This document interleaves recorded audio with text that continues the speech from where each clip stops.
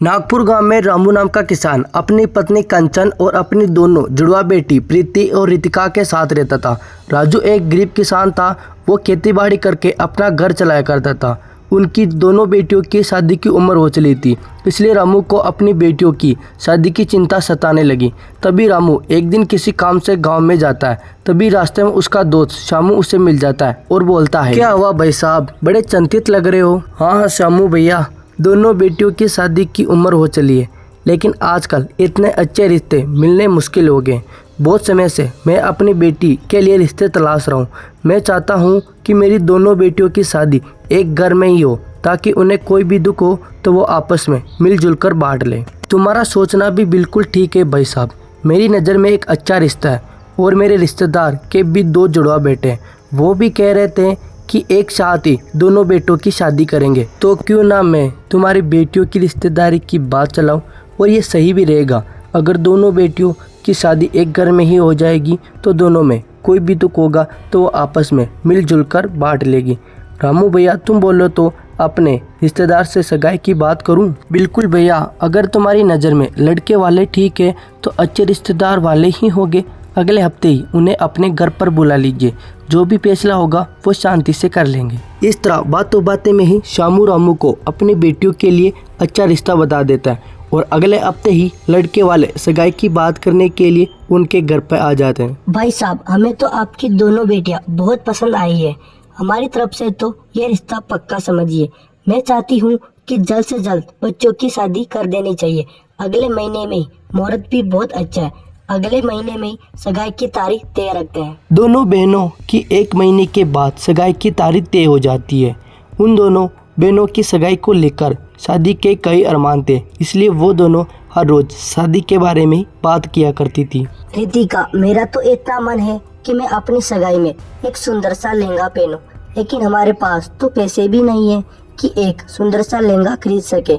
मुझे तो लगता है हमारी शादी में हमें पुरानी साड़ी पहननी पड़ेगी। सच कहा प्रीति, मेरी सहेली सुनैना ने अपनी शादी में इतना सुंदर लहंगा पहना था। मेरा भी बहुत मन था मैं भी अपनी शादी में बिल्कुल वैसा ही लहंगा पहनूं। रितिका दी, अगर तुम बुरा ना मानो तो मैं तुम्हें एक बात बोलूं। अरे प्रीति, तेरी बात का भला मैं क्यों बुरा मानूंगी, बोलो क्या हो। रितिका, सुनैना तेरी दोस्त है तो उससे शादी के लिए उससे लहंगा मांग लेना। तू कहे तो ठीक रही है, लेकिन मैं ये नहीं जानती कि वो मुझे पहनने के लिए उसका लहंगा देगी या नहीं। एक बार पूछ कर देख लेती हूँ। उसका लहंगा तो बहुत महंगा है। अगर मैं अपनी 6 महीने की बचत भी उसके लहंगे में खरीदने में लगाऊं तो भी नहीं खरीद पाऊंगी। लेकिन मुझे ये बिल्कुल अच्छा नहीं लगेगा कि मैं अपनी शादी में उसका लहंगा पहनूं। अरे कोई बात नहीं, अगर सुनैना ने अपना लहंगा दे दिया तो मैं भी किसी सहेली से या किराए पर या सस्ता लहंगा ले लूंगी। अच्छा ठीक है, मैं लहंगे के बारे में बात करने के लिए उसके घर ही चली जाती हूँ। रितिका अपनी सहेली सुनैना से लहंगे की बात करने के लिए उसके घर ही चली जाती है। अरे रितिका, बड़े दिनों बाद आना हुआ। मेरी सगाई के बाद आज तुम्हें फिर से देख रही हूँ। हाँ, अगले महीने में मेरी और मेरी बहन प्रीति की शादी है। इसके बारे में ही बात करने के लिए तेरे पास आई हूँ। अरे वाह वाह, बधाई हो बेटो। मैं तेरे लिए चाय नाश्ता मंगाती हूँ। अरे नहीं नहीं, चाय नाश्ते की कोई जरूरत नहीं है। मुझे दरअसल तेरी थोड़ी मदद चाहिए थी। मैंने तुम्हें बताया कि मेरी और मेरी बहन प्रीति की अगले महीने में शादी है, तो हमारे पास पहनने के लिए लहंगा नहीं है और इतने पैसे भी नहीं है कि हम दोनों नया लहंगा ले सके। सुनैना, क्या तुम मुझे अपना लहंगा पहनने के लिए दे सकती हो? देख रितिका, दोनों की तो मैं मदद नहीं कर सकती, लेकिन जो लहंगा मैंने अपनी शादी में पहना था उसे तू ले जा। दोनों में से एक कोई उस लहंगे को पहन लेना।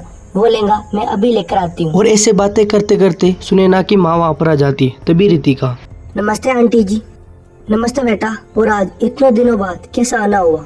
अरे माँ, ये तो मुझे अपनी शादी का इनविटेशन कार्ड देने आई है। अगले महीने में रितिका और प्रीति की दोनों की शादी है, और जो वो लहंगा मैंने अपनी शादी में पहना था वो लहंगा रितिका को बहुत पसंद आया, इसलिए ये लहंगा लेने के लिए आई है। अरे ये तुम क्या कह रही हो सुनैना बेटा, अपनी शादी का लहंगा तुम रितिका को क्यों दे रही हो? माँ, वो रितिका के पास पहनने के लिए लहंगा नहीं है, इसलिए ये लहंगा इसे दे रही हूँ। वैसे भी ये अलमारी में रखा रखा ये क्या काम आएगा। अरे इस तरह अपनी शादी का लहंगा किसी को नहीं देते, ये अच्छा सुगुन नहीं होता। अपनी शादी में नया लहंगा पहनना चाहिए। माफ करना रितिका बेटा, तुम ये सुनैना का लहंगा नहीं पहन सकती। तुम अपने लिए नया लहंगा खरीद लेना। अरे ऐसा कुछ नहीं है माँ, तुम इस तरह से मत सोचो, ये सिर्फ कहने की बातें हैं।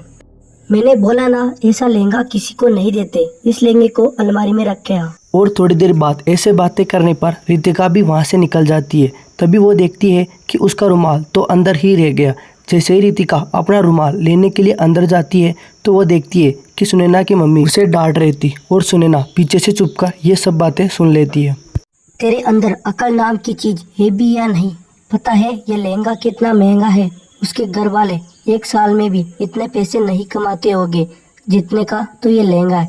इससे गरीब लोगों को तो ये महंगा लहंगा पहनवाएगी, अगर उसने तेरा ये लहंगा खराब कर दिया तो? रितिका को ऐसी बातें सुनकर बहुत ज़्यादा दुख होता है, इसलिए वो चुपचाप बिना कुछ बोले ही वहाँ से निकल जाती है। रितिका जब घर पहुँचती है तो प्रीति देखती है कि रितिका बहुत ही ज़्यादा उदास है। तभी प्रीति रितिका से बोलती है, क्या हुआ रितिका, तू तो अपनी दोस्त सुनैना के पास लहंगा लेने के लिए गई थी ना, इसे उदास होकर क्यों आई है? सुनैना ने लहंगा देने के लिए मना कर दिया क्या? ऐसी कोई बात नहीं है प्रीति, वो तो मुझे अपना लहंगा दे रही थी, लेकिन आंटी ने बोला किसी का पुराना लहंगा अपनी शादी में नहीं पहनते, वो शुभ नहीं होता। बस इसी बात को लेकर परेशान हूँ। छोड़ना रितिका, कोई बात नहीं, हमारे नसीब में लहंगा पहनना लिखा ही नहीं है। खैर लहंगे के अलावा हमारे लिए बहुत सारे काम भी है। अभी तो बाजार से जाकर बहुत सारे सामान भी लेकर आना है। आज गांव में मेला है और वैसे भी मेले में सभी चीज सस्ती मिलती है, तो वहाँ से कोई अच्छी सी साड़ी देखकर सस्ती में ही लेकर आ जाएंगे। तू सही कह रही है प्रीति, लगता है हमारे नसीब में लहंगा पहनना लिखा ही नहीं है। चलो बाजार चलते हैं, कोई सस्ती साड़ी देखकर लेकर आ जाते हैं, वही हमारे लिए अच्छा रहेगा।